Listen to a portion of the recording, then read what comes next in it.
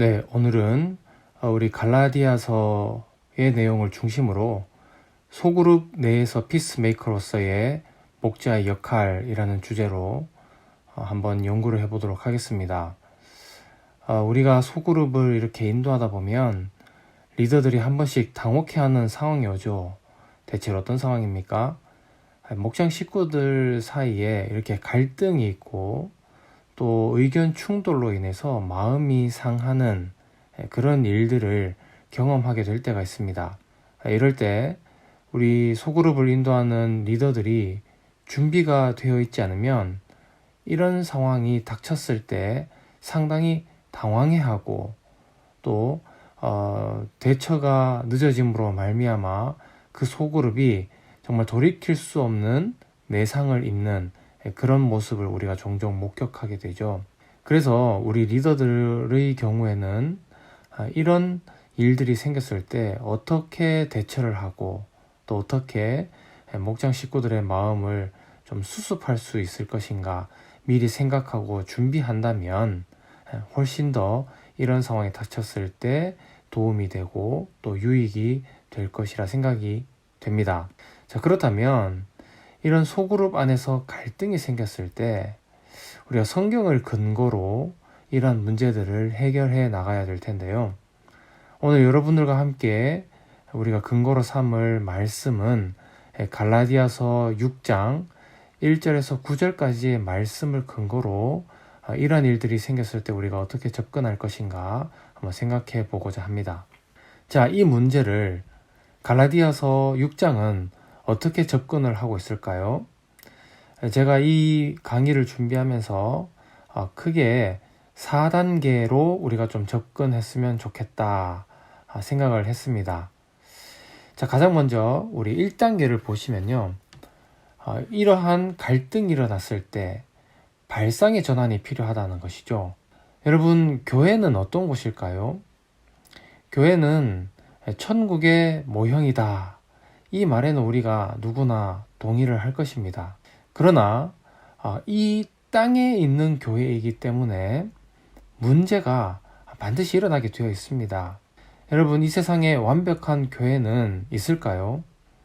없습니다. 아마 완벽한 교회가 있다면 그 교회는 이 땅에 존재하는 교회가 아니라 천상에 있는 교회라고 할 수 있겠죠. 게다가 교회는요, 의인들의 모임인 것처럼 보이지만 사실은 죄인들의 모임이죠. 그냥 죄인이 아니고 용서받은 죄인들의 모임입니다. 여러분, 죄인들이 모였는데 그곳에 문제가 일어나지 않는다? 그것은 도저히 불가능한 일이겠죠. 당연히 교회는 문제가 있을 수밖에 없고 갈등이 있을 수밖에 없습니다. 자, 그래서 이 교회는 아직까지 완벽하지 않고 또 연약한 죄인들의 구원 공동체이기 때문에 당연히 갈등이 있을 수밖에 없는데요. 오늘 사도 바울도 갈라디아서의 말씀을 통해서 교회에 문제가 있을 수밖에 없다는 사실을 인정을 합니다. 갈라디아서 6장 1절 말씀이 이렇게 되어 있죠. 형제들아, 사람이 만일 무슨 범죄한 일이 드러나거든 신령한 너희는 온유한 심정으로 그러한 자를 바로잡고 너 자신을 살펴보아 너도 시험 받을까 두려워하라. 만약에 교회가 완전하여서 그리고 의인들의 모임이어서 아무런 문제가 생기지 않는다면 사도 바울이 이렇게 편지를 쓰지 않았겠죠. 사도 바울은 근본적으로 교회의 공동체 안에 연약함이 있다는 사실을 인정을 합니다. 자, 여러분, 이러한 것을 인정하는 것이 갈등 해결의 시작입니다. 교회가 완벽하다. 교회에 아무런 문제가 없다. 이런 생각을 가지고 우리가 접근하게 되면 실제로 갈등이 터졌을 때 굉장히 당혹스러울 수가 있게 되죠. 그러나 갈등이 있을 때, 문제가 있을 때마다 교회는 아직까지 완벽하지 않구나. 계속해서 성화되어져야 되고 완전한 교회를 향하여서 날마다 다듬어지고 노력해야 되는 그런 과정 속에 있구나 라는 것을 알게 되면 훨씬 더 이런 문제를 접하게 될 때 우리가 좀 더 편안하게 또 그리고 정확하게 객관적으로 문제를 좀 찾아갈 수 있게 될 것입니다. 자, 그리고 또 한 가지의 발상 전환은 무엇이냐면요. 여러분, 갈등이 일어나게 되면 이 갈등은요, 이 갈등이야말로 하나님께 영광을 드러낼 수 있는 아주 좋은 기회라는 사실을 우리가 알아야 되는 것이죠. 아무런 일이 일어나지 않았을 때는 그 안에 하나님의 일하심이라든지 또 우리 신앙의 성숙함의 정도라든지 그리고 우리 안에 어떤 헌신의 이런 모습들이 전혀 드러나지도 않고 또 그런 것이 필요도 하지 않겠지만 갈등이 일어나니까 우리가 배운 말씀을 직접 적용해보고 또 고쳐도 보고 그래서 궁극적으로는 하나님께 영광을 올려드릴 수 있는 아주 좋은 기회를 얻을 수 있게 되는 것이죠. 그래서 갈등이 일어났다. 어떤 문제가 일어났다. 그러면 그것을 피하고 회피할 것으로 보는 것이 아니라 이번 기회에 하나님께 영광을 올려드릴 수 있는 좋은 기회가 되겠구나 하는 생각으로 오히려 적극적으로 이런 문제를 접근하는 것이 도움이 될 것이다 라는 것이죠. 자, 그렇다면 2단계는 무엇입니까? 2단계는요. 나 자신을 객관적으로 볼 수 있어야 한다는 것입니다. 그래서 갈라디아서 아까도 인용했지만 6장 1절에 보면 사람이 무슨 범죄한 일이 드러났을 때에 그러한 자를 바로 잡으라고 했죠. 그런데 바로 잡는 것으로 끝나는 것이 아니라 누구도 살펴봅니까? 너 자신을 살펴보아 너도 시험 받을까 두려워하라 라고 성경은 이야기를 합니다. 자, 우리가 문제가 되는 것은요. 항상 온유한 심령으로 그러한 잘못된 사람을 바로 잡는 것은 좋아하면서 정작 누구를 보는 것은 우리가 잘 안 됩니까? 나 자신을 객관적으로 살펴보는 것, 이게 잘 안 되죠. 우리는 우리 자신을 객관적으로 볼 수 있는 일들을 잘 못하는 경우가 많습니다. 그래서 누가복음에 보면 예수님도 말씀하시죠. 우리가 남의 눈에 있는 티끌은 잘 보는데 정작 내 눈에 있는 들보는 잘 못 본다는 거예요. 정말 큰 차이입니다, 이것이. 상대방의 티끌은 정말 잘 찾으면서 정작 내 눈을 다 가리고 있는 이 들보는 보지 못하는 것. 바꿔 말해서 우리가 그만큼 우리 자신을 객관적으로 보는 능력이 참 부족하다는 것에 대한 비유라고 저는 생각을 합니다. 자, 그래서 여러분 이런 점에서 봤을 때 갈등을 하는 것은요. 한쪽만 문제가 있어서 생기지는 않는다는 거예요. 쌍방이 이런 갈등에 대한 어떤 불쏘시개 역할을 하는 요소들이 존재하니까 생기는 거거든요. 그래서 갈등이 생긴다? 그러면 그 사람에게만 문제가 있는 것이 아니라 나에게도 갈등이 생길 수 있는 어떤 빌미를 제공할 수 있는 문제가 있다라는 사실을 직시할 수 있어야 되는 것입니다. 그래서 나 자신을 바로 잡을 수만 있다면 이 갈등, 이 문제 훨씬 더 해결하기 쉬워진다는 것이죠. 자, 그래서 2단계 나 자신을 객관적으로 볼 수 있어야 한다. 이것이 이제 문제를 해결할 수 있는 귀한 단서가 되겠고요. 자, 그럼 문제를 해결할 3단계는 무엇입니까? 자, 연약한 부분을 채워서 각자의 본분을 감당하도록 해야 된다는 것이죠. 자, 갈라디아서 6장 2절에서 5절까지 말씀을 좀 볼게요. 너희가 짐을 서로 지라. 그리하여 그리스도의 법을 성취하라. 만일 누가 아무것도 되지 못하고 된 줄로 생각하면 스스로 속임이라. 각각 자기의 일을 살피라. 그리하면 자랑할 것이 자기에게는 있어도 남에게는 있지 아니하리니 각각 자기의 짐을 질 것이라. 여러분, 여기서 그리스도의 법이라는 것이 등장을 하죠. 이 그리스도의 법이 무엇입니까? 짐을 서로 지는 것이죠. 또 이렇게 바울의 다른 성경책을 보면 서로에게 종로로 타라는 말씀도 나옵니다. 그래서 교회는 서로에게 종로로 타는 공동체, 서로가 주인 노릇하는 게 아니라 서로에게 종로로 타는 공동체, 그래서 그리스도의 법으로 세워져 가는 공동체가 교회라는 것이죠. 자, 우리가 한 번씩 착각할 때가 있는데요. 여러분, 신앙은 어떻게 성장하게 될까요? 믿음은 또 어떻게 성숙해져 갑니까? 여러분, 우리의 신앙은 무인도에서 성장하지 않아요. 우리의 삶의 현장은 반드시 누군가와의 접촉을 통해서 살아갑니다. 그리고 우리의 신앙은 누군가와의 접촉을 통해서 성장을 하죠. 이것을 우리가 기억을 해야 합니다. 누군가와의 접촉은 나의 신앙을 성장시킬 수 있는 기회가 된다는 사실을 기억해야 합니다. 여러분, 내가 신앙이 성장하고 싶은데 365일 매일 산에 올라가서 기도만 하면 그것이 가능할까요?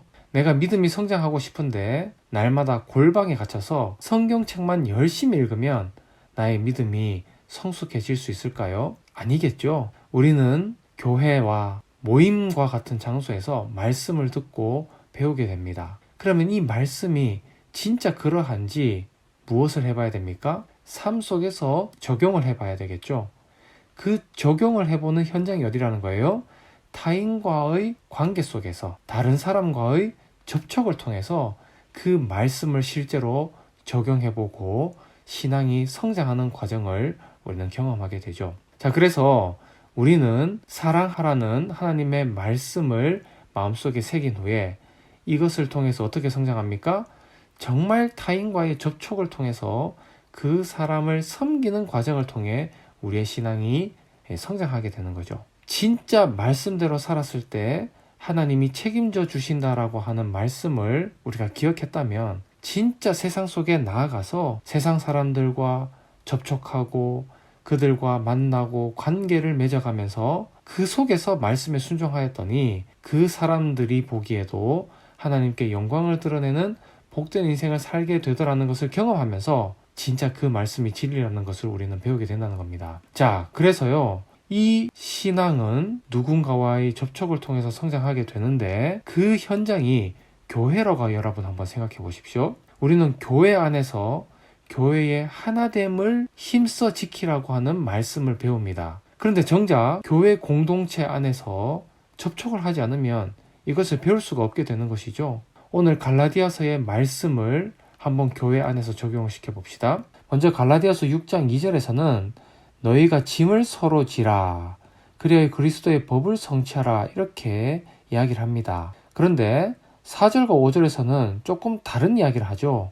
4절에서는 각각 자기의 일을 살피라 이렇게 이야기를 하고 또 5절에서는 각각 자기의 짐을 질 것이라 이렇게 이야기를 합니다. 2절에서는 분명히 서로의 짐을 져주라고 이야기했는데 4절과 5절에서는 이와 반대로 자기의 일을 살피고 자기의 짐을 질 것이라고 이야기를 합니다. 여러분, 이 두 가지가 상충되는 의미인 것 같죠? 그런데 조금만 곱씹어 보면 이 둘이 어떤 면에서 아주 역설적인 공동체가 살아가는 방법이라는 것을 우리가 알게 됩니다. 우리가 단편적인 예를 한번 들어볼게요. A라는 집사님이 있다고 생각해 봅시다. 이 A라는 집사님이 어떤 사역을 맡기에는 여러 가지 부족함이 있다는 거예요. 예를 들어서 인격적 결함이 있거나 아니면 실제로 그 사람의 능력이 좀 부족해져서 이 교회가 감당해야 되는 사역을 원활하게 하지 못할 때가 있다라고 우리가 가정해보죠. 여러분, 이것을 그대로 방치하게 되면 어떤 문제가 생깁니까? 교회 구성원들이 많은 어려움을 겪게 될 것입니다. 자, 그런데 이때 좀 더 많은 능력을 갖고 있던 B라는 집사님이 이 A라는 집사님의 사역을 같이 돕는다고 한번 생각을 해볼게요. 그래서 이 A 집사님의 종노릇을 B 집사님이 해주었다라는 것이죠. 자, 그랬더니 결과적으로 어떤 일이 발생합니까? 이 A 집사님이 감당하고 있던 사역이 원활하게 돌아가게 되면서 이 교회 공동체 모두가 원활하게 사역을 감당하고 또 유익을 누릴 수 있는 그런 긍정적인 좋은 결과가 나왔다는 거예요. 자, 그런데 보십시오. B라는 집사님이 자신이 좀 남는 힘을 가지고 A라는 집사님을 섬겼더니 결과적으로 어떤 일이 발생했죠? A 집사님도 자기의 사역에 온전히 감당을 할 수 있었고 B 집사님도 자기가 무리되지 않는 선에서 A 집사님을 도왔기 때문에 자신이 담당한 사역을 원활하게 감당할 수 있게 된 것이죠. 자, 그래서 결과적으로 어떻게 됩니까? 각자 자기의 일을 살피고 각자 자기의 짐을 지게 되는 그런 긍정적인 교회 공동체의 결과가 이어졌다는 것입니다. 물론 이 말씀을 악용해서는 절대 안 되겠죠. 왜냐하면 오늘 본문 4절과 5절은 명령형으로 되어 있습니다. 각각 자기의 일을 살피라, 각각 자기의 짐을 질 것이라. 이 명령 속에는 우리가 성도로서 베풀어야 할 은혜를 악용해야 되는 것이 아니라 나에게 거룩한 빚이 있음을 기억하고 내가 교회 공동체 안에서 맡은 바 역할에 최선을 다해야 한다는 기본적인 건강한 마음을 가져야 한다는 것을 말씀하고 있는 것이죠. 자, 그래서 서로에게 종노릇하는 그리스도의 법을 실현하는 그 공동체에게는 어떻습니까? 남을 돕는데 결과적으로는 각자의 본분을 다하는 관계가 되면서 그 공동체 모두가 서로에게 선한 영향력을 끼치게 되는 이 선순환 구조가 일어나는 그런 공동체가 될 수 있다는 것입니다. 자, 그래서 이 3단계 다시 한번 기억할 것은 내가 갈등이 생기고 상대방이 연약한 부분이 발견되어질 때 그것을 채워줌으로 말미암아 그 사람이 자기에게 맡겨진 본분을 감당할 수 있도록 하라는 것, 이것이 이제 3단계 접근 방법이 되겠습니다. 자, 그리고 4단계 방법으로 우리가 넘어가겠습니다.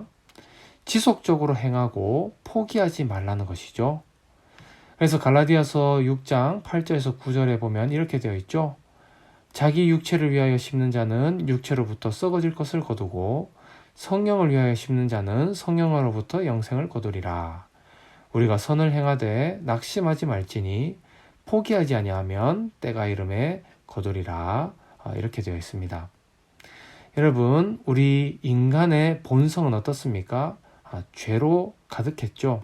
그래서 우리가 의를 행한다는 것은요, 참 인간의 본성을 거스르는 일이기 때문에 굉장히 힘듭니다.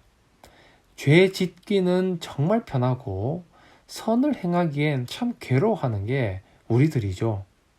그래서 선을 행하는 게 힘든 것은요, 지극히 정상적입니다. 자, 그런데 우리가 이것을 빌미로 선을 행하는 것을 포기해서는 안 되겠죠.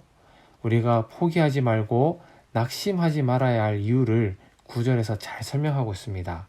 때가 이르면 거두게 되는 날이 오게 된다는 것이죠. 내가 이 공동체 안에서 갈등이 있을 때, 어려움이 있을 때, 문제가 있을 때마다 서로에게 종노릇하는 것, 서로의 짐을 지게 하는 것, 이러한 일들을 행하게 되면 이 공동체를 향한 하나님의 일하심이 분명히 있을 것이라는 그런 기대와 소망이 우리 안에 있어야 한다는 것입니다. 자, 궁극적으로 우리가 이러한 일들을 서로가 서로에게 행하게 될 때 이 공동체는 하나님이 일하심으로 말미암아 모든 사람이 복을 누릴 수 있는 행복한 구원 공동체가 될 수 있다는 것을 우리가 알게 되는 것이죠. 자, 그래서 오늘 갈라디아서 6장의 말씀을 통한 우리가 내릴 수 있는 결론이 무엇입니까? 갈등이 생길 때 우리가 기억해야 되죠. 우리는 하나님이 이 땅에 보내신 피스메이커라는 것입니다. 특별히 우리 평신도 리더들은 소그룹에 보내진 피스메이커라는 거죠. 그래서 우리가 갈등이 생길 때 그것을 당황해하는 것이 아니라 원래 인간 공동체는 문제가 있는 것이구나. 이번 기회에 하나님께 영광을 올려드릴 좋은 기회로 삼아야겠구나. 발상의 전환을 가지고 서로가 서로를 객관적으로 바라보게 하고 그리고 그 바라본 것에 근거하여서 서로에게 연약함을 채워주는 일, 그리고 이러한 일들을 끝까지 포기하지 않고 행함으로 말미암아 하나님이 이 공동체를 향하여 행하실 일들을 기대하는 일, 이러한 것들을 능히 또 넉넉하게 행할 수 있는 우리 리더들이 되어져야 할 것입니다. 아무쪼록 소그룹 안에 또 교회 공동체 안에 갈등이 생겼을 때, 또 마음이 상하는 일이 생겼을 때에 이러한 갈라디아서의 말씀을 기억하면서 그 현장을 슬기롭고 지혜롭게 이겨나가는 그러한 주의 귀한 피스메이커들 될 수 있기를 소망합니다.